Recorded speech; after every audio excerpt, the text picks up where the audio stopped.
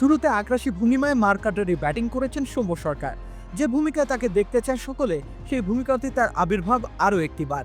কিন্তু সেই আগ্রাসন গোধূলির আলোর মতো মিলিয়ে গেল। সৌম্য একটা ধাঁধা হয়েই প্যাভিলিয়নে ফিরে গেলেন। গ্লোবাল সুপার লিগে প্রথম ম্যাচটা হেরেছিল রংপুর রাইডার্স।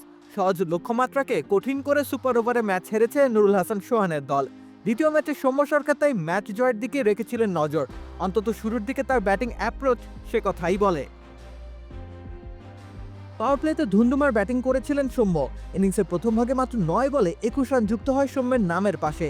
দারুণ দক্ষতার পরিচয় দিয়ে যাচ্ছিলেন তিনি। খুব সহজে জয়ের বন্দরে পৌঁছে যাবে রংপুর রাইডার্স, তেমন ধারণা হচ্ছিল ঘনীভূত। লেবুর সুঘ্রাণ আরো বেশি, ত্বকের যত্ন আরো বেশি, চলে আরো বেশি। আপনার পকেটে কি বিদেশি না বাংলাদেশি? কিন্তু সময় যত গড়িয়েছে দৃশ্যপট ততই ঘোলাটে হয়েছে। স্পিনাররা বোলিং প্রান্তে আসা মাত্রই রান তোলার গতিতে ভাটা পড়ে। ইনিংসের হাল ধরার কাজটা করে যাওয়ার প্রয়াস করেছেন সৌম্য সরকার। তাতে করে ব্যক্তিগত 50ও পেয়ে যান বাঁহাতি এই ব্যাটার।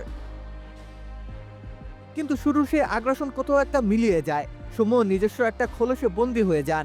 শেষ অবধি 42টি বল খেলেছেন সৌম্য, কিন্তু রান করতে পেরেছেন মাত্র 51টি।